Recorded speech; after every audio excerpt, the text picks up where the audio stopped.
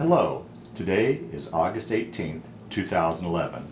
We're meeting today with Mr. Gerald Boodry at his home in Greeley, Colorado. My name is Brad Hoops. I'm the interviewer for the Northern Colorado Veterans History Project. Welcome, Jerry, and thanks for sitting down today to tell your story. Let's start out, if we could. Tell us a little bit about yourself, your date of birth, where you were born, a little bit about your family. Yeah, well, I was born in Grand Island, Nebraska on the 8th of December, 1931. Of course, I don't tell too many people I was born in Nebraska. Oh, is that right? Okay. No, just kidding. Yeah. And then lived in Grand Island for probably 6-7 years, and then my family moved to California. Oh, wow. And we were out there for about a year. Now, what took him out to California? Well, my dad went to diesel engine mechanic school out there. That was about in the mid-30s when the diesels were coming in. And so he went out there and went to that school, and then he never could find a job after he got through, so we came back to western Nebraska and stayed there for a while, and then we moved to Colorado in 1947 to Eaton, up here north, yeah. And brothers and sisters? Yeah, I had 3 brothers and 1 sister. And how'd you fit in that order? I was the youngest boy. Okay. My sister was younger, Okay. but they're all gone. Is that right? Yeah. Yeah. Yeah. How was it, one question I always like to ask your generation before we move on to your military experience, growing up in western Nebraska, you guys, do you have many memories of the Dust Bowl? Were you affected by that at all, or? No, not really, not in Nebraska, I Okay, don't think. it's further south, yeah. Yeah. Yeah. And you said your dad had moved out for the diesel school and couldn't find a job. You probably were too little, but was your family affected much by the Great Depression? Did that play into? Oh yeah, I think so. Yeah. Of course, I never could figure out why he had a good job in Grand Island. He worked for the county down there, and so I never could figure out why he left really. But yeah, we never were well off, but we weren't bad off either. Yeah. We always had something to eat and a place to stay, you know. But So you guys moved to Eaton, and I assume that's where you finished schooling then there in Eaton? yeah, Okay. yeah, I graduated, excuse me, from high school there in 1949. 49, okay. And what did you do then thereafter you got out of school? Well, I went to work for Goodell Brothers, a little construction company up there, and well, let's see, not right after, I guess I went to work for the potato growers in a filling station. It's ag land now. It used to be called Potato Growers Association, Co-op. Worked for them for a while. No, I just kind of had, just wherever I could find work, I worked. Yeah, and, right. I worked for ag land. I worked for Red Overman. He was an electrician for a while. Worked for Ray Polson, weed burner, and just wherever. And then I did go to work for the Goodell Brothers. They got me their heavy construction, and then I worked for them till I went in the Army. Okay, so you went in the Army. When you'd say went in, did you enlist or were you drafted? I was drafted. Drafted? Yeah. And when did you roughly remember when you got drafted? Yeah, October 52. 52. So the war had already broke out. The Korean War had already broken out. Oh yeah. Okay. Yeah. Okay. In fact, it was over shortly after I got over to Korea. And, well, I don't know, 3 or 4 months, I guess. Well, how long after you got your draft notice then did you ship off to basic training? That's a good. You mean the greetings or the physical or? Yeah, from the time that you got your notice from Uncle Sam that he wanted you, and so you took off for I'm process. going to say probably 2 or 3 months. Oh, okay. Yeah. Okay. And where did you go from? Where did you go then? Once you left Eaton? Well, we got on the bus here in Greeley, and we went to Denver, and then we went to Camp Crowder, Missouri, and was there just a few days, and then went to Fort Riley for basic training. And how was that adjustment going from civilian life into military life for you? It was kind of hard. Was it? Yeah. I didn't really like taking all those orders, you know, but I got used to it. Yeah. Got along good. Yeah. And so you did your basic there in Fort Riley, and then take your story from there. Well, from there we went right to Korea. Oh, really? Yeah. Okay. They shipped us out. Practically all of my class went overseas. Most of them went to Korea, but a few went to Germany at that time. Now, when you went over to Korea, did you go over as a replacement, or were you in a unit already, or? No, replacement. Yeah, we went to the replacement depot over there, And how did you guys fly over? Take a ship over? we took a ship. Yeah. How was that? Here's this boy from landlocked Colorado. How was it going to sea? Did you get your sea legs, or how was that trip? Talk about that trip. Yeah, no idea. It took a long time. I think it took about 30 days to get from Seattle. We shipped out of Seattle, and it was it wasn't bad. It was crowded, you know, all the troop ships. I've got a picture here of the ship I came home on. I don't have but here it is. Here, this one here. Okay. And,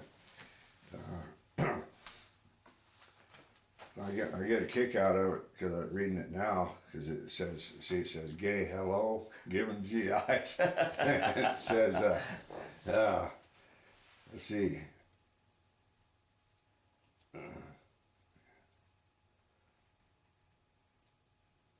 Oh yeah, here it is. Seattle extended its usual open-handed welcome to the gay homeward bound troops.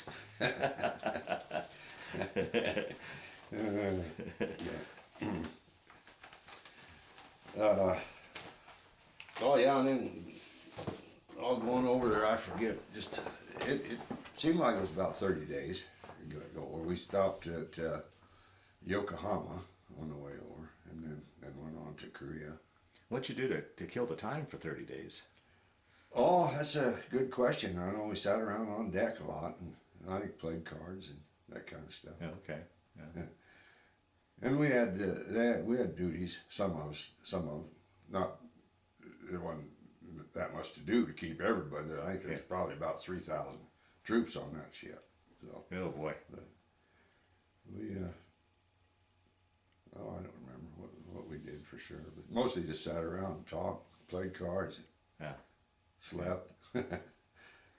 Did you get a chance to get off in Japan, or? No, we didn't get off Okay. there that time. But I did spend some time in Japan on R&R. Oh, okay. Yeah, we'll talk about that down the road here when we get to that point.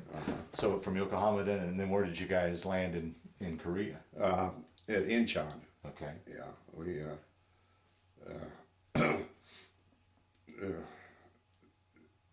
the harbor we had to land on the LSTs because the ship couldn't get anywhere near it to the coast, you know. So we they landed us with those, and then we went. That's where the replacement depot was in Incheon. And of course, everybody scattered from there. I went to the 45th Division. Some of them went to the 3rd, and I don't know. There were several divisions over there at that time, and just scattered all over. I went up north pretty far, right up to the 38th parallel. Yeah, and the little town Chuncheon, north. We were up north of there, northeast of there. Now, We did you, moved. I was in artillery. artillery, Yeah, okay. the 105 howitzers, Mm-hmm. and we moved quite a bit. I mean, we'd set up and then we'd tear down and move. You know, mostly up in that area though. And What were things like Incheon and going through Seoul? Was it still pretty tore up from the war? Or were oh things- yeah, Seoul was yeah. So- yeah. We went through Seoul, yeah, and yeah, it was pretty well bombed out, yeah. What goes through a young man's mind going off to war and seeing passing through that kind of thing? Did you remember thinking about? Were you worried at all, or? No, What were you I doing? don't think. I don't think. Well, I wasn't. No, and I don't think anybody was really. There might have been a few worried, but at 20 years old, Yeah. I didn't worry about anything much. Yeah. So you're in this artillery unit. What were living conditions like? Well, when we were moving so regular, we just had lived in tents mostly. But if we stayed any place any length of time, we always tried to build this. We call it a hoochie, yeah, to sandbags around and everything. But about the time we get something built, well, we'd move again. So, And what time of year were you guys there? I got over there in, I believe it was April of '53. And then, of course, then the war was over and the ceasefire was in July 27th, I think.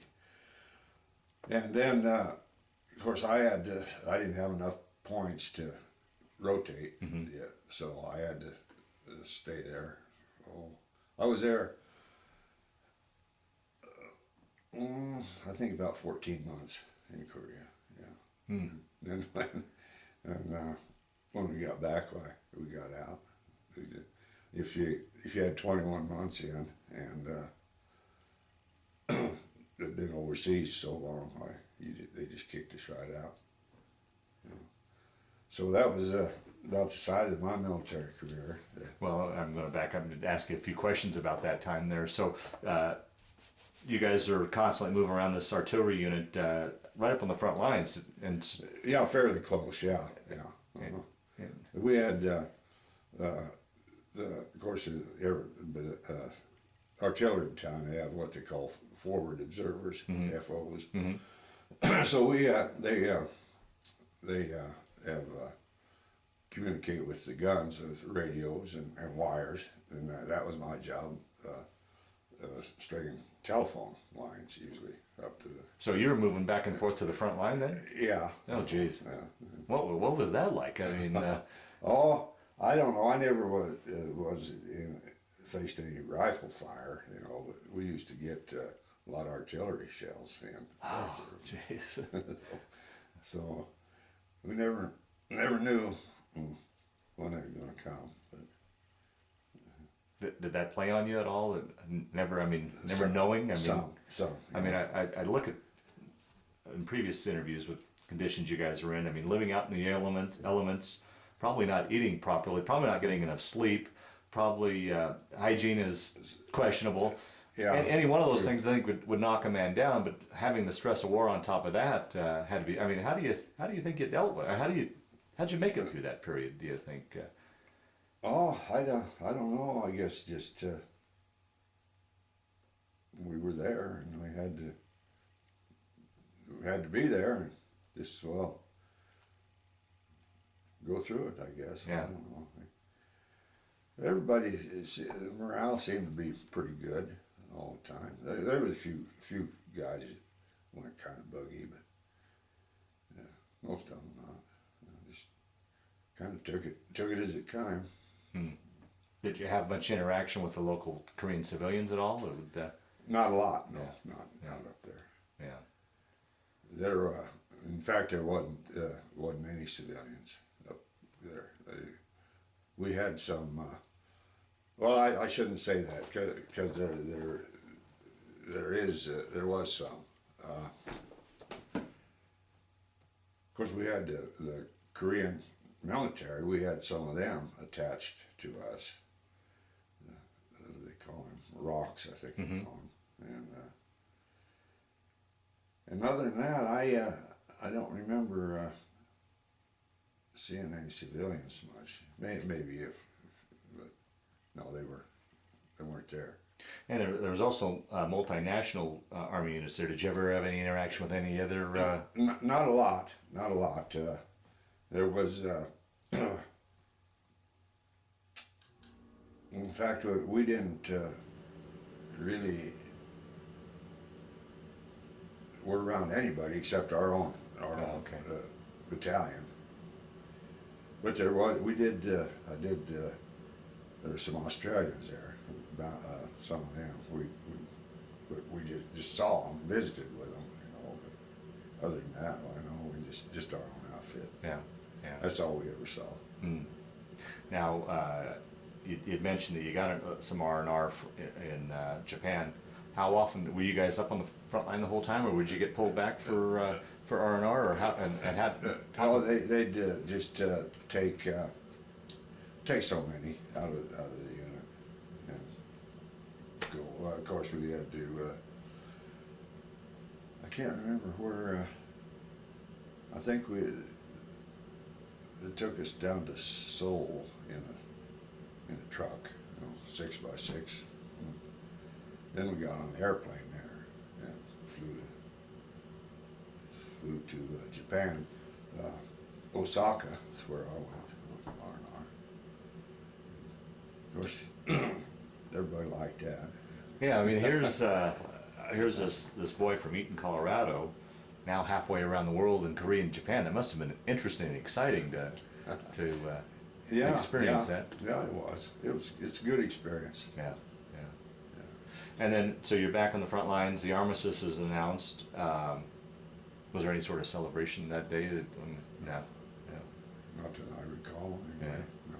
And then, what was life like after the armistice? Was there still skirmishes at all, or was it pretty quiet? Or No, it was pretty quiet then. Yeah. Ceasefire. We didn't get any shells or anything. Of course, the front lines were still there. The troops were still there. Yeah. The infantry and everything had the line there, but no, there wasn't any firing. No. And then I did go to another outfit. The 45th came home. They were the Oklahoma National Guard, 45th Division, and. Of course, I still didn't have enough time to come home, so I went to another Field Artillery Observation Battalion, they called it. Finished out my tour with that outfit. And they were into this sound ranging and all that stuff, to pinpoint artillery and things like that. But it was we just kind of biding our time there. Didn't really have any mission. Yeah. And I understand. How was you came in April, and then when did you fly out, or when did you depart Korea? Come home? Yeah. The following June, I believe. Okay, so you spent a winter there. Then I heard the winters are pretty notorious. Yeah, well, they get a lot of snow and it's cold. Yeah. And,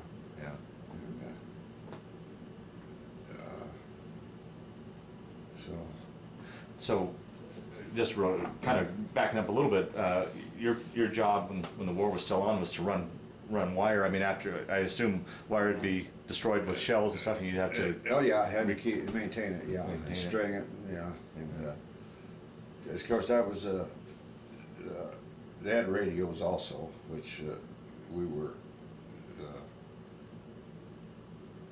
That was in our job too, to take care of the radios and string and wire and the phones and stuff.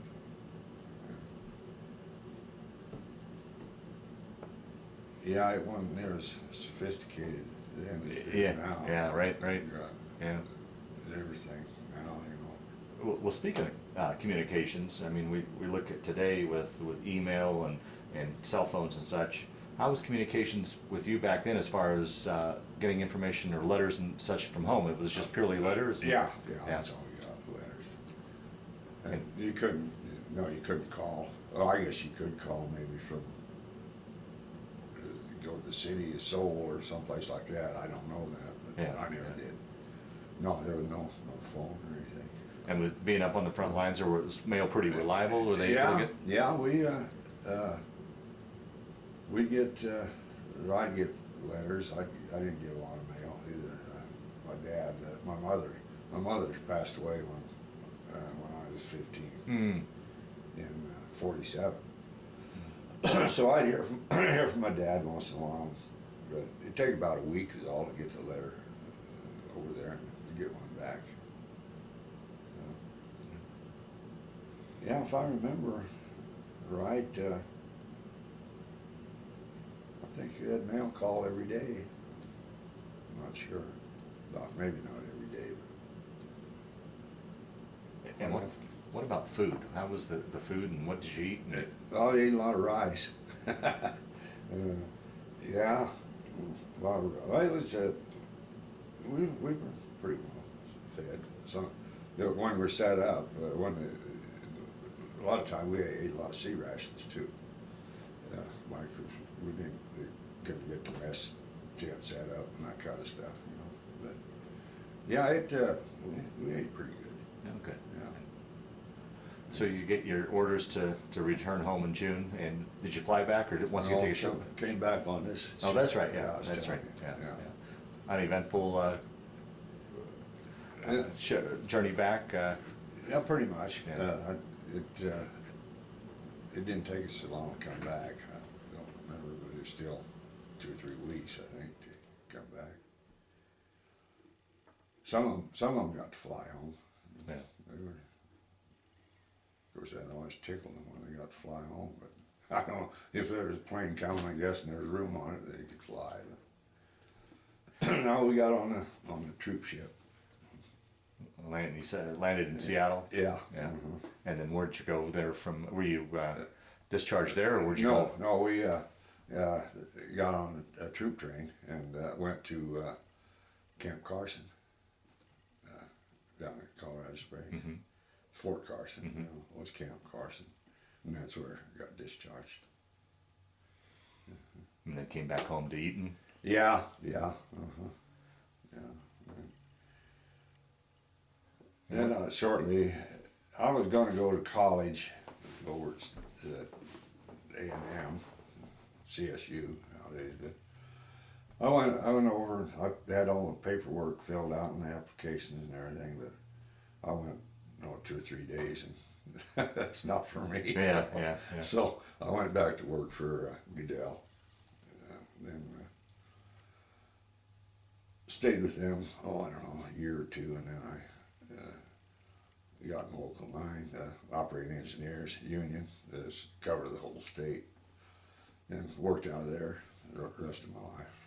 Once My again, working career. Heavy equipment. Yeah, heavy equipment operator, yeah. And then my wife and I had a motel in Hot Sulphur Springs. I don't know, you know where. Oh yeah. Yeah. So I lived over there most of, I guess most of my life. I just moved back over here, 4 years ago. Moved back here to Greeley. Well, Yeah, my wife, she, I don't think I mentioned that. She No. passed away too, and right shortly after I retired. She got cancer. And, Well, talk about how you guys met and you wooed her, and a Oh. little bit about that. well, I guess I met her over there. I went up there on a job to Hot Sulphur Springs, or partials where it went for the job, but I stayed in Hot Sulphur. And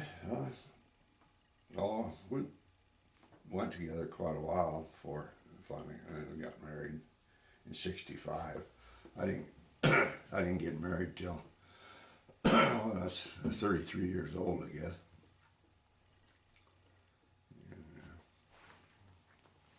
And she just passed away here a couple. No, 95. 95. Yeah. Yeah, for 16 years, it'd be 16 years, yeah, in September. Yeah. Yeah. Any children, grandchildren? No, I have two stepchildren, a daughter and a boy, but the boy, he passed away too, just last spring. He got out in Oregon. Hmm. He was diabetic. He had diabetes all his life, since he was 8 years old. So, but he lived a lot longer than they said he would when he got that diabetes. They said he probably wouldn't never see 40, but he lived to be almost 60. Is that right? Yeah. Huh. Yeah. Yeah. Well, how was that? To the previous question I asked earlier, how was that transition going back from military life back into civilian life? Was that a easy transition for you, or was there any? Oh, I really don't know what to say on that. It's different. It's all of a sudden, you know. Yeah. Getting out of the military, but no, it wasn't bad for me anyway. You'd mentioned before we got on the camera that you'd been in contact with a couple buddies. Did you keep in contact with buddies that you served with through the years? Not really. Any sort of reunions? Or? No, just this one I was telling you about. Yeah. Oh, a year ago in the spring, I guess it was, I came in, I had a call on me. It says Robert Patterson. And I was in the Army with a guy named Robert Patterson, and it was him. And then he got in touch with another of our buddies out in Washington. So we decided we'd have a little reunion. That was last summer. But like I say, the guy from Seattle, he didn't make it. But we're still planning on getting together. Oh, wonderful. Yeah. Oh, wonderful. Yeah. So just Patterson and myself, we got together last year. Yeah. And I talked to him every now and then. Well, being a Korean War veteran, I mean, the Korean War is called the Forgotten War, and you guys, it's been kind of overlooked. How do you feel about that as a veteran in that war? Or does it bother you that at all? That you don't get? Well, not really. Yeah, I know it's. Well, it seemed like all the wars since World War II, you know, there have been different. I don't know, just the military doesn't get the respect that they did, you know, in World War II, and after. And there for a while it was terrible, I guess, in the Vietnam era, you know,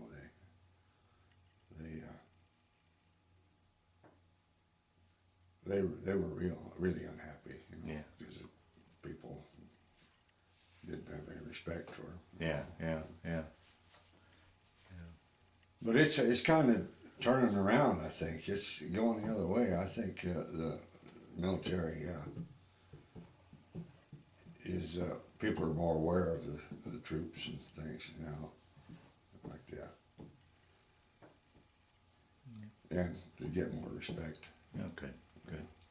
That's what I think. Yeah, well, that's what I'm after. Your opinion. So, but we'll start to wind down this interview. I know it's been kind of a brief interview. Is there anything I didn't ask you that you wanted to talk about?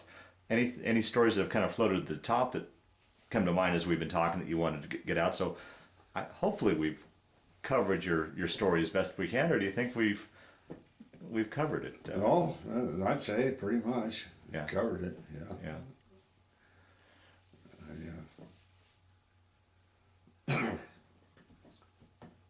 I don't know what kind of a story I could tell. Yeah. Okay. Well, the last question I always like to ask with these interviews: how do you think that period of time in Korea or in your military affected your life, played a role in your life, changed your life at all, or did it, or was it just simply a chapter of your life that you went through? How would you answer that? Do you think? Oh, I would say it influenced my life, and a good influence. I think you you learn to take care of yourself in the military, you know, and oh, I don't know, but I think it's a good influence on anybody. I think it seemingly like there's a